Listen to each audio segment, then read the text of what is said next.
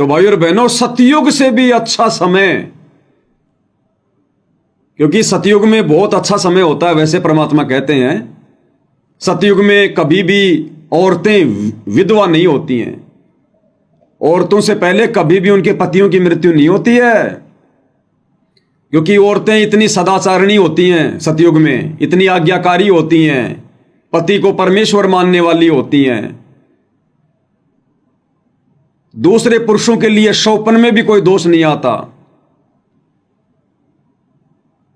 तो ऐसी स्त्री के सामने यदि उसका पति मर जाए तो वो बेचारी जीवित नहीं रह सकती फिर वो।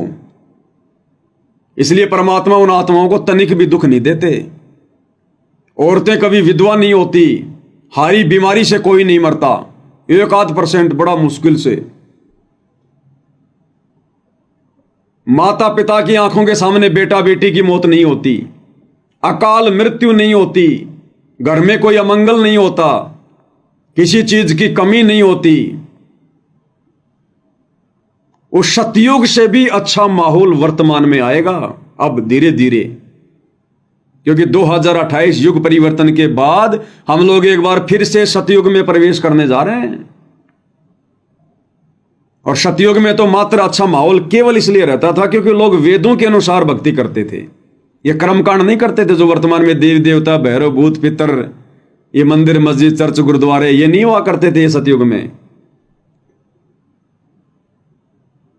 ये पाखंड पूजाएं नहीं होती थी, लोग वेदों के अनुसार साधना करते थे, जिस कारण से इतना अच्छा माहौल होता था। और अब तो चारों वेदों के पिता सूक्ष्म वेद के अनुसार आत्माएं भक्ति करेंगी।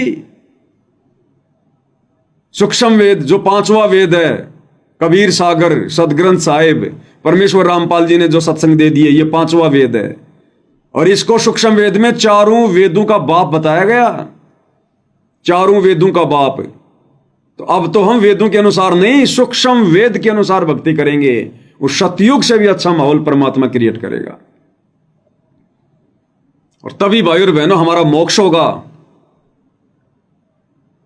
तभी हमारा मोक्ष होगा। इस परमेश्वर की शरण में पूरा परिवार होगा। शरीर छोड़ते समय हमें कोई चिंता नहीं होगी, बल्कि खुशी होगी उल्टी कि मेरे पूरे परिवार को परमात्मा ने अपनी शरण में ले लिया। और जैसे परमात्मा अब मेरा उद्धार करने जा रहे हैं, ऐसे इन बच्चों का भी करेंगे। तो पीछे से हमें ना परिवार की चिंता, ना उनके पालन पोषण की चिंता। आड़ोसी पाड़ोसी, रिश्तेदार, भाई बंधु सब भगत होंगे और सब यही कहेंगे। अब आज क्या हो रहा है, सूचना मिली सा फला फला रिश्तेदार बीमार है, बस मरने वाला है। पहली बात तो वो इंतजार करेंगे, जब नॉर्मल बीमार होता है तब तक रिश्तेदार नहीं आते।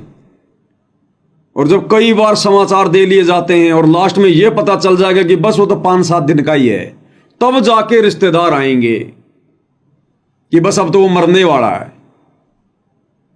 और आते फिर उसको और ज्यादा दुखी कर देंगे। ये कोई मरने की उम्र थी क्या, बताओ क्या ले गए आप, आपने सुख तो कोई भोगा नहीं, बच्चे आपके छोटे छोटे बेचारे कैसे खाएंगे, कैसे कमाएंगे। फिर मरते समय वो दुखी होगा, ना बोला जाएगा तो कोई कहेगा तेरे को पोता याद आ रहा है क्या, कौन सा पोता बुलाऊं, कौन याद आ रहा है बताओ, उसको बुलाएं। और ऐसी दुर्गति से मरता, फिर वो मरते मरते यही आस्था रह जाती है, कार में, कोठी में, पोतों में, बेटा बेटी की चिंता में, और यही गधा कुत्ता बन के आ लेता फिर वापस। और अब भक्तों की ऐसे मौत होगी नहीं, अकाल मृत्यु होगी नहीं, हारी बीमारी से मौत होगी नहीं, एक्सीडेंट में होगी नहीं। जो भक्ति करेंगे वो तो आम की तरह पक जाएंगे। और जब वो भगत चाहेगा कि गुरुदेव अब ले चलो इस गंदे लोक से, जी भर गया, तब परमात्मा लेके जाएंगे, शरीर छुड़वाएंगे, पता भी नहीं चलेगा। रात को चद्दर ओढ़ के सोया था, सुबह सोता ही रहेगा। और कोई रोना धोना नहीं होगा, कोई रोना पीटना नहीं होगा। पहले पता चल जाता वो मर गया। ओ औरतें देखो उसके ऊपर, उसके मरे हुए के ऊपर छाती पे हाथ मार मार के चूड़ियां फोड़ देती, हाय राम मर गया, मर गया।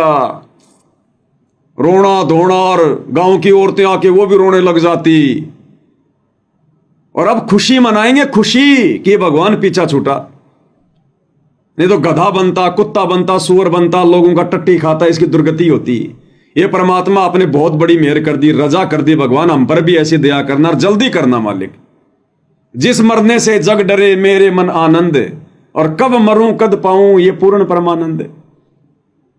वो शतलोक के लिए तो हम भक्ति कर रहे, वहां के सुखों को देख देख के तो हम जी रहे हैं इस गंदे लोक में। नहीं ये कोई जीने का लोग है।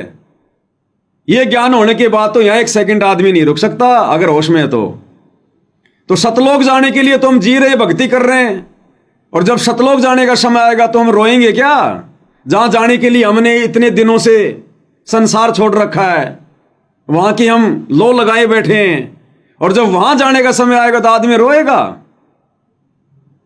अरे बच्चा 20 साल तक पढ़ाई पढ़ता नौकरी के लिए, और नौकरी से जब उसका ज्वाइनिंग लेटर आएगा तो रोएगा क्या?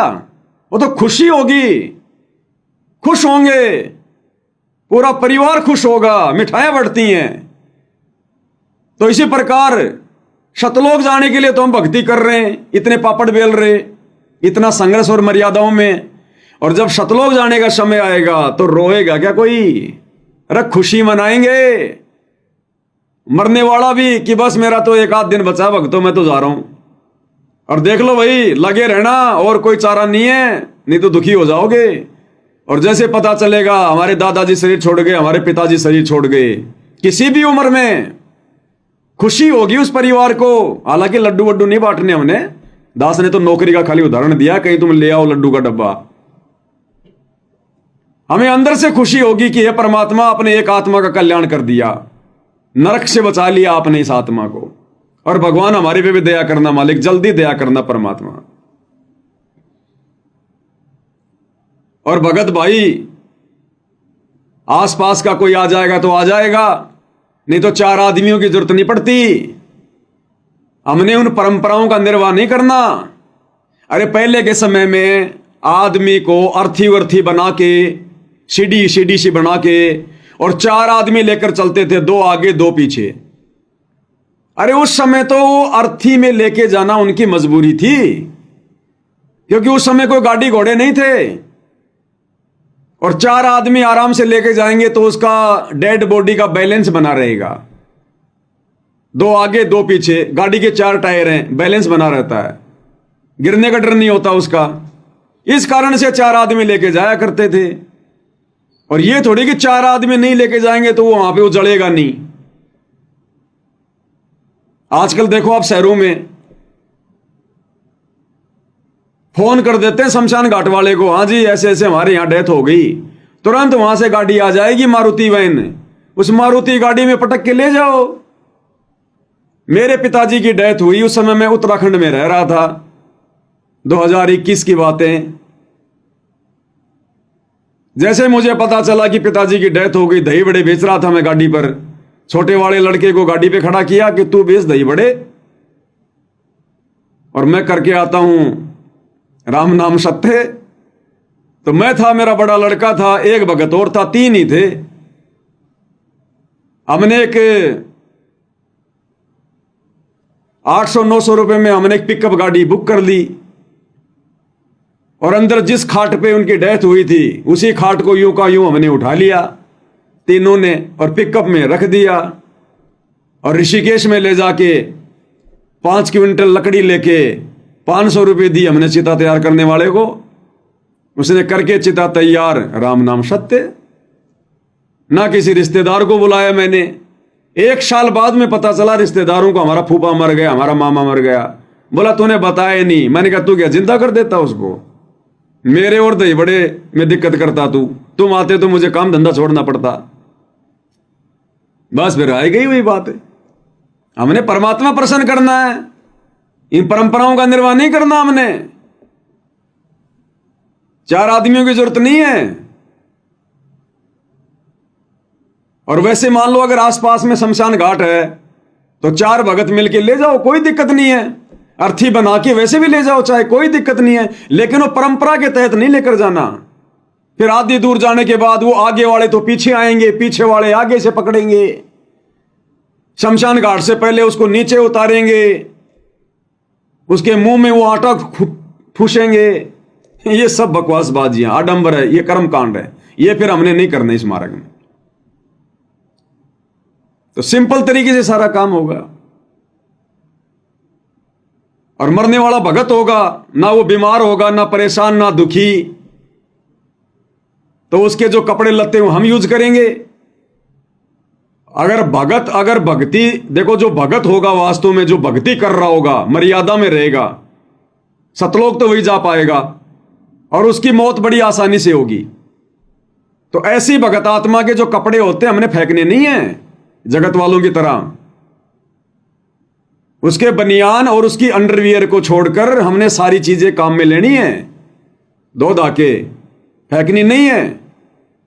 ये जगत वाले लोग तो इसलिए आग में जलाते हैं उसके कपड़े, क्योंकि जगत वाले भक्ति तो करते नहीं, और अंत समय इनका बड़ा दुर्गति, किसी का टट्टी निकल जाता है, किसी का पेशाब निकल जाता है। ज्यादातर लोग तो बल्कि बीमार होते हैं, किसी को एड्स है, किसी को कैंसर है, किसी को खुजली है, बदबू आ रही है, ना उनके बेटा बेटी उनकी देख रेख कर रहे, इसलिए उनके कपड़ों को भी साथ में जला देते हैं कि हम भी हो जाएंगे रोगी। लेकिन भगत ऐसे थोड़ी मरेगा। तो भगत के जो है अंडर गारमेंट्स को छोड़ के और बाकी कपड़े हमने यूज करने, कोई दिक्कत नहीं है अगर वो ठीक ठाक है तो। और भगत भी मान लो कोई भक्ति नहीं कर रहा, बकवाद कर रहा है, नाम है भगत और दुर्गति से मर रहा है, तो फूंक दो उसके कपड़े उपड़े, हमें नहीं चाहिए। फिर उसके ले जा भाई, तू ये भी ले जा तेरे साथ में, हम इनको पहनेंगे तो हमारे विचार भी फिर तेरे जैसे हो जाएंगे, हम भी तोड़ेंगे फिर कोई मर्यादा। तो इस प्रकार से भाई और बहनों, परमात्मा धीरे धीरे पूरी पृथ्वी का माहौल चेंज करेगा। फिर आएगा समय भक्ति का। अरे वर्तमान में तो भक्ति करवाने वाला खुद जेल में बैठकर दुनिया से संघर्ष कर रहा है, तो हम कैसे भक्ति कर लेंगे? जब हमारा बाप संघर्ष कर रहा है तो हम कैसे भक्ति कर लेंगे? आज हमने उनके संघर्ष में संघर्ष करना है, कंधे से कंधा मिलाकर। भक्ति का समय तो आएगा, भक्ति का समय लाने के लिए तो भगवान संघर्ष कर रहा है, और इस संघर्ष में जो उनका सहयोग कर रहा है, और सबसे बड़ा सहयोग तो यही है कि उन्होंने हमें जो भक्ति बताई है, जो विधि बताई है, जो मर्यादा बताई है, हम उस अनुसार अपने आचार विचार को ठीक करके मर्यादाओं में रह के भक्ति करें। सबसे बड़ा संघर्ष ये। और उसके बाद इस परमेश्वर के ज्ञान को आगे फैलाना, हमारे आचार विचार व्यवहार से दूसरों को जो है प्रभावित करना, यह सबसे बड़ा सहयोग है, सबसे बड़ा संघर्ष है। और आज देख लो क्या हो रहा है। खुद परमेश्वर रामपाल जी के 90% भगत जो सतलोक आश्रमों से जुड़े हैं, कहां संघर्ष कर रहे हैं, कहां अपने गुरुदेव का सहयोग कर रहे हैं? ये तो राजनीतियां कर रहे हैं। गुरु का राजनीति से 36 का आंकड़ा, और गुरु की 90% संगत राजनेताओं की रैलियों में धक्के खा रही है। गुरु ने आन उपासना करने से सरासर मना किया, और संगत परशुराम जी की जयंती में जा रही है, आन उपासना में सहयोग कर रही है, अयोध्या में जाके भंडारा लगा रही है। गुरु कहते हैं भक्ति कर लो, दुनिया से हट जाओ, ये दुनिया की 1-1 करोड़ की धर्मशालाएं बनवा रहे हैं। संघर्ष कहां, सहयोग कहां?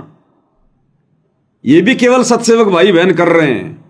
तो आने वाला जो समय है, वो सुनहरा समय भी वर्तमान में गुरुदेव के वचन में रहकर भक्ति करने वाले और उनका सहयोग करने वाले, संघर्ष करने वाले सत्सेवक भाई बहनों का होगा। लाखों की संगत में से सत्सेवक भाई बहनों का। सब देख रहा है परमात्मा, कौन मेरे लिए क्या कर रहा है, क्या नहीं कर रहा है, कौन मेरे अनुसार चल रहा है। उन्हें जेल की 4 दीवारी में कैद कोई सामान्य व्यक्ति मत समझना। उन्हें पता नहीं होगा, उन्हें बता नहीं होगा। वो अंतर्यामी परमात्मा है, अंतर्यामी।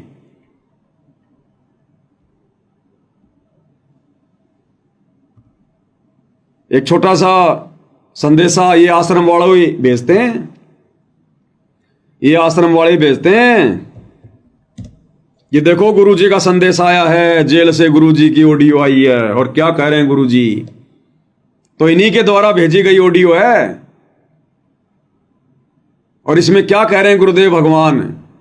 जब आश्रम में वीडियो कॉल से बात होती है जेल से, तो गुरुदेव भगवान क्या कह रहे हैं कि बच्चों ये ना समझना कि जो मैं ये मोबाइल से देख रहा हूं तुम्हें, जो मैं तुम्हें ये कैमरे से देख रहा हूं, बस मेरे को खाली उतने दिखाई दे रहे हैं। इस कैमरे के बिना भी मैं सबको देख सकता हूं। इतनी शक्ति मेरे भगवान ने मेरे को दे रखी है तो खुद ही भगवान, छुपा रहे हैं अपने आप को।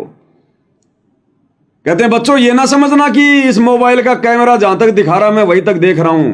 इस कैमरे के बिना भी मैं तुम सबको देख रहा हूं। और इस दास को सदा अपने पास में समझना। जिस प्रकार सूर्य सबके पास रहता है उसी प्रकार तुम्हारा गुरु तुम सबके पास में है, पल पल देख रहा है। क्या कह रहे हैं परमात्मा। इससे भी हमें आइडिया हो जाना चाहिए, डर के भक्ति करनी चाहिए कि गुरुदेव भगवान से कुछ भी छुपा नहीं हुआ, कुछ भी। आशीर्वाद है मेरे बच्चों, सारे दिखाई देते हो। और अगर कैमरे से ना देखूं तो वैसे भी देख सकता हूं मेरे बच्चे। इतनी ताकत दे दी है मेरे बंदी शॉट ने मेरे को। अगर कैमरे से ना देखूं तो वैसे भी देख सकता हूं मेरे बच्चे। इतनी ताकत दे दी है मेरे बंदी शॉट ने मेरे को। अगर कैमरे से ना देखूं तो वैसे भी देख सकता हूं मेरे बच्चे। इतनी ताकत दे दी है मेरे बंदी शॉट ने मेरे को। आप चिंता ना करो। जैसे सूर्य सबके साथ होता है ऐसे भगवान और दास को अपने साथ समझना। क्लियर कर रखा गुरुदेव भगवान ने अपने ज्ञान में, अपने सत्संगों में। प्रत्येक प्राणी के ऊपर, चींटी से लेकर हाथी तक, सबके ऊपर परमेश्वर की पैनी नजर है। ये परमात्मा है। चींटी पायल बाजे पैर, साहिब सुनता है सब लहर। तो भाई और बहनों, आने वाला समय भी सत्सेवक भाई बहनों का सुनहरा होगा। इसलिए वर्तमान में देश और दुनिया की व्यर्थ की भागादौड़ को देखकर, ये दुनिया की बड़ी बड़ी कार कोठियां देखकर, इनके बड़े बड़े चौंचले देखकर, इनके बच्चे बड़े बड़े अधिकारी बनते हुए देखकर हम भक्तों ने जरा भी विचलित नहीं होना, जरा भी। ये हमारी परीक्षा का समय है, क्योंकि जो कमाई हम करने में लगे हुए हैं, ये भक्ति वाली कमाई, इस कमाई के वो बड़े बड़े राष्ट्रपति, प्रधानमंत्री, मुख्यमंत्री आसपास भी नहीं है। आसपास भी नहीं है, आसपास भी।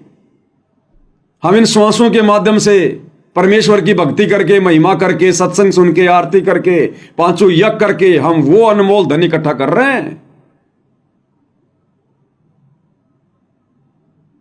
लेकिन दुनिया अध्यात्म से बेखबर है, इसलिए दुनिया हमारी बातें नहीं मानेगी, क्योंकि दुनिया अध्यात्म से बेखबर है। अब दास अगर यह कहे कि भारत देश में सबसे ज्यादा धनी व्यक्ति माना जाता है मुकेश अंबानी को, जिसकी कुल संपत्ति बताई जाती है 20 लाख करोड़। 20 लाख करोड़ पूरी संपत्ति जो उसके बाप ने इकट्ठी की, फिर पूरी जिंदगी वो लगा रहा, अब भी लगा हुआ है। 20 लाख करोड़ की संपत्ति है उसके पास में, चल अचल देश विदेश में। 20 लाख करोड़ क्या है ये 20 लाख करोड़? और गुरुदेव ने क्या बताया हमें? कबीरा सब जग निर्धना, धनवंता ना कोई, और धनवंता उसी को जानिए जिसके पास राम नाम धन होए। ये परमेश्वर रामपाल जी का भक्ति रूपी धन जिसके पास है और जो मर्यादा में है, वो कर रहा है पूंजी इकट्ठी। और फिर क्या बताया गुरुदेव ने? कहता हूं कहीं जात हूं, कहूं बजाकर ढोल, अरे श्वास जो खाली जात है 3 लोक का मोल। हम एक श्वास ऊ श्वास का सुमरण करके सतनाम का जो धन जमा कर रहे हैं सूक्ष्म रूप में, उसकी कीमत कितनी बताई गुरुदेव ने? 3 लोक का मोल।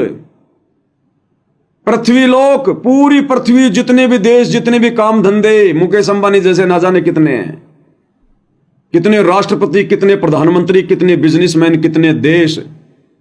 पूरी पृथ्वी एक लोक, दूसरा लोक नीचे पाताल लोक, और तीसरा लोक ऊपर स्वर्ग लोक।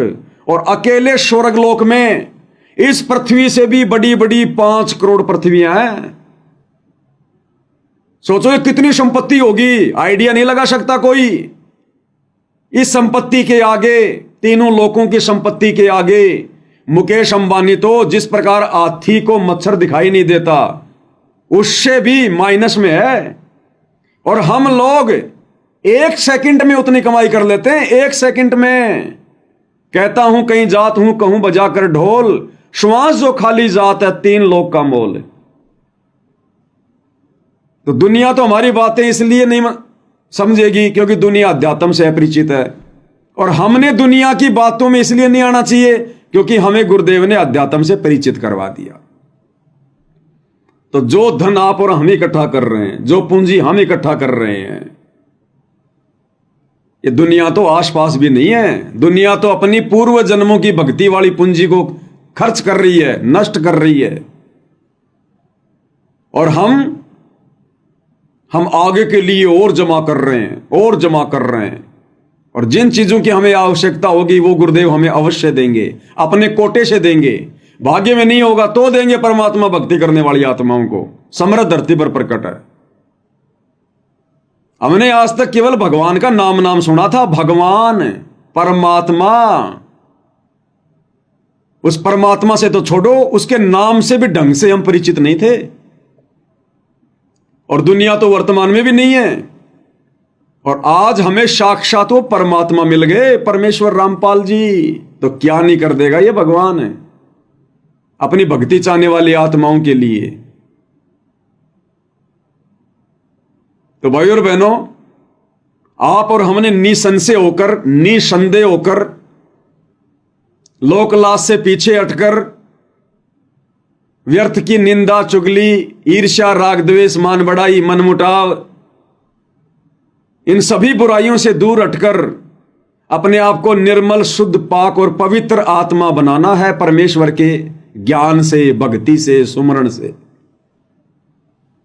और अब तो वो समय आ चुका है भाई और बहनों, वो समय आ चुका है कि आप और हम आत्माओं ने वर्तमान में,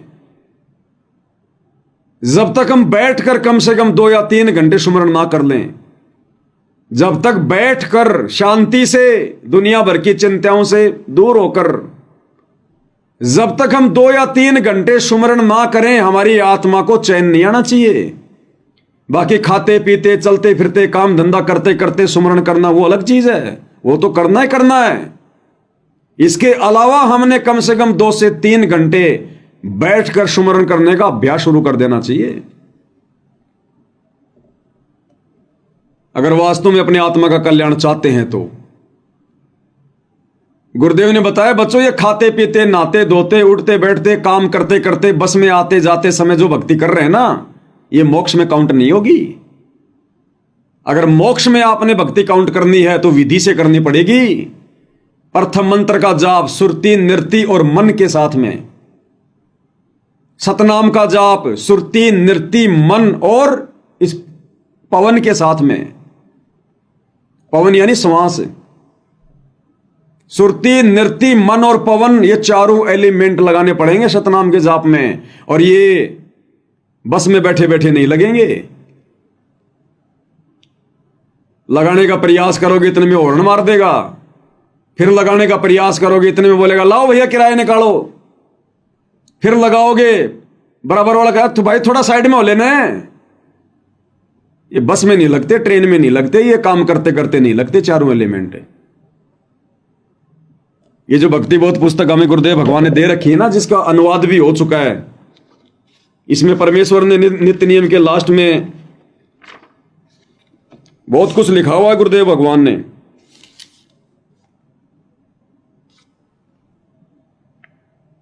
इसमें परमेश्वर ने पेज नंबर 34 और इसमें क्या लिखा है गुरुदेव भगवान ने, सुरती नृति मन पवन पलटे बंक नाल सम कीजिए। अगर हमने भक्ति सफल करनी है, विधि विधान अनुसार इन मंत्रों के जाप का फायदा उठाना है, तो क्या कह रहे हैं, सुरती नृति मन पवन पलटे, यानी सुमरण के ऊपर, सतनाम के सुमरण के ऊपर सुरती नृति मन और पवन, कौन सा मंत्र बाहर ले रहा हूं, कौन सा मंत्र छोड़ रहा हूं, उस मंत्र के ऊपर हमारी सुरती नृति होनी चाहिए।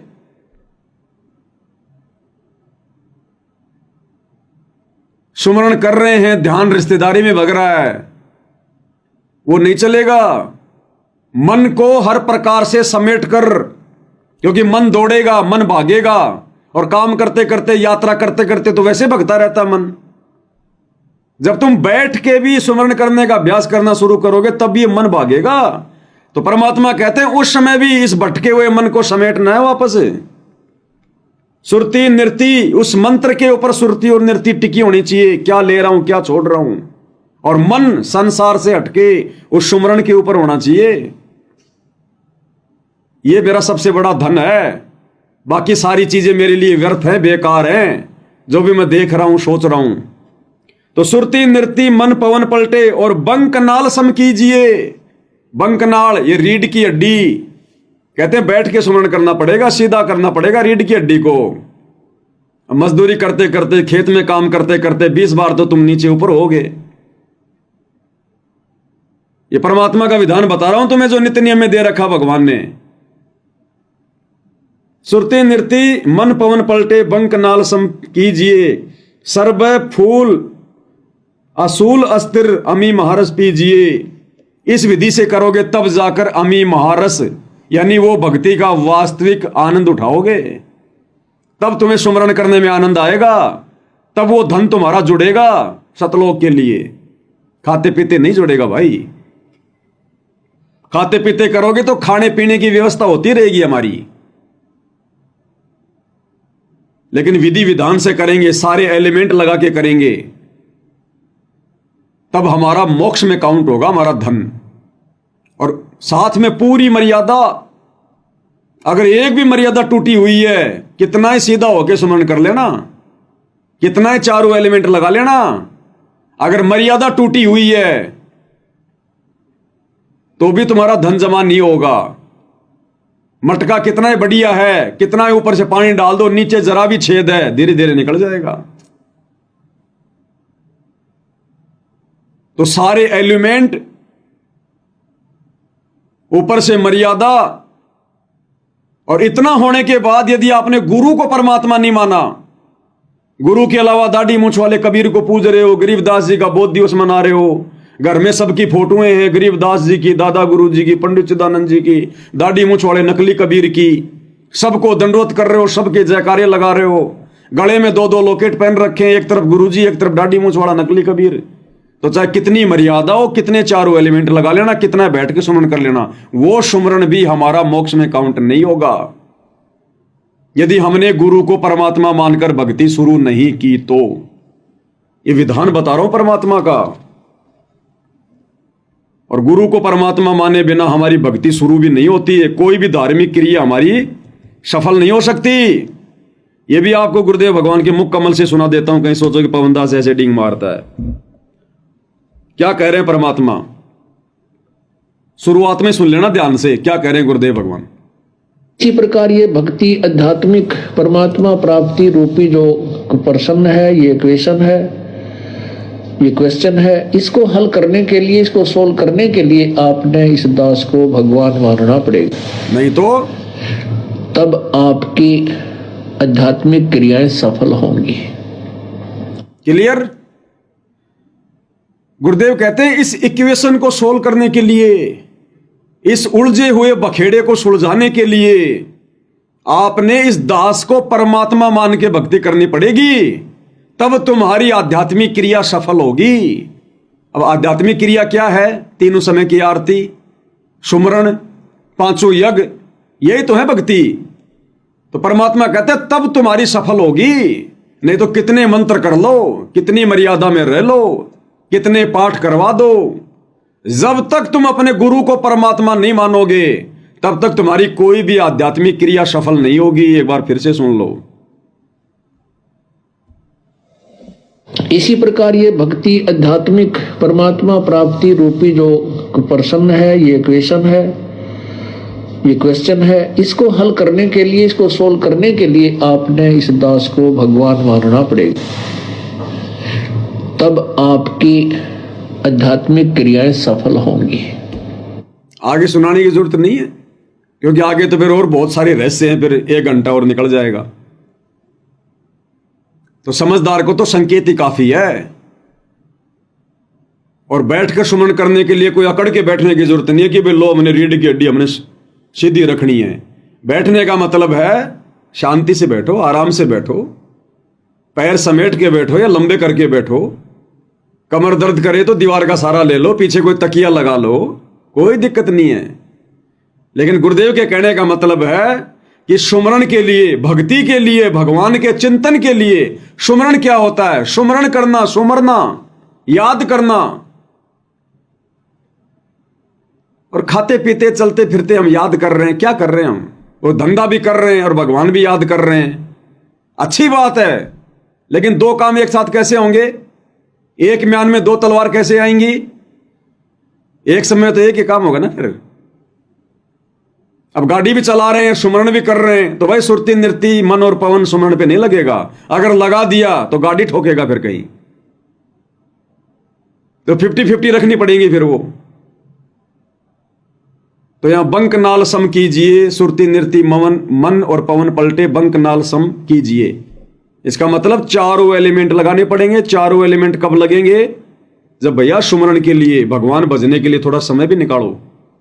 और अब निकलेगा समय गुरु जी के ज्ञान से, क्योंकि ज्ञान से हमारी सांसारिक इच्छाएं खत्म होंगी। व्यर्थ की भागा दौड़, ओवर टाइम, पहले क्यों भाग रहे थे? समय क्यों नहीं मिल रहा था? कहते थे मरने की फुर्सत नहीं है। क्यों? ज्ञान नहीं था।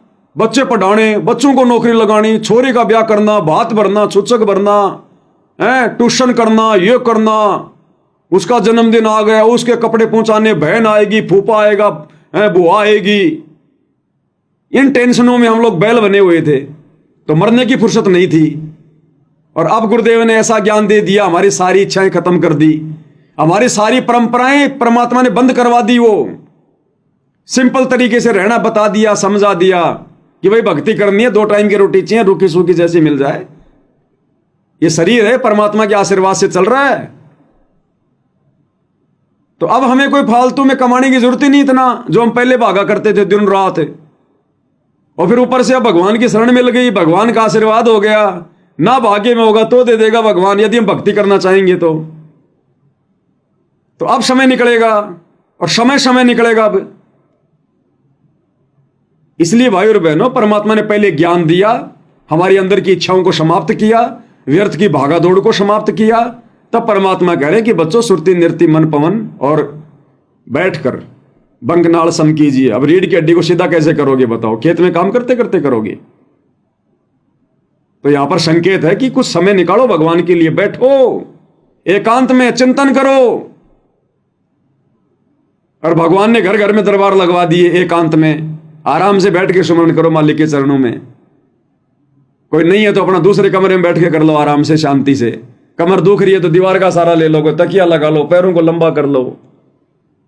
लेकिन दुनिया की भागा दौड़ से, दुनिया की व्यर्थ की सोच से, आप बाहर से आए हो, काम करके आए हो, घर के दरवाजे पर छोड़ दो बाहर आपने किसको लिया, किसको दिया, किससे क्या आपने काम किया।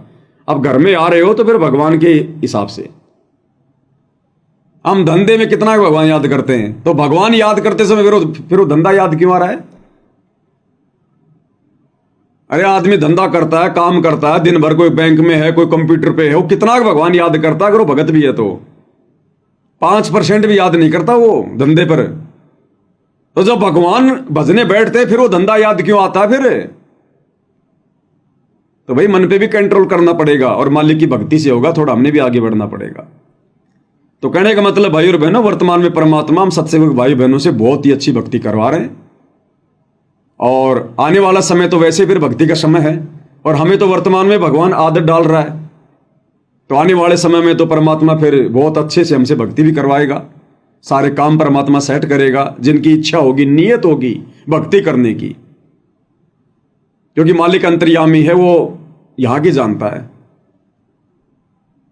अगर नियत साफ है, भक्ति करने की इच्छा है, तो परमात्मा काम धंधे से भी हमें फुर्सत देगा, थोड़े से में ज्यादा दे देगा, ज्यादा समय फिर भक्ति को देगा भगवान। तो हमने भी उसके लिए तैयार होना पड़ेगा भाई और बहनों। तो आने वाला समय भक्ति का है, बहुत ही अच्छा समय है। ये बीच में 2-3 साल थोड़ा सा विनाशकारी रहेगा, झंझट होगा, तो इसमें हमने थोड़ा दृढ़ रहना है, विश्वास बना के रखना है।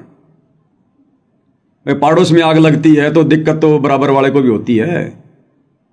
तो जब दुनिया में तांडव मचेगा तो भगत भी तो दुनिया में रहते हैं, घबराहट तो होगी। अब भूकंप आएगा, बिल्डिंग हिलेगी, भले हमारा बाड़वा का नहीं होगा, लेकिन अंदर से तो थोड़ा थोड़ा रहेगा ना।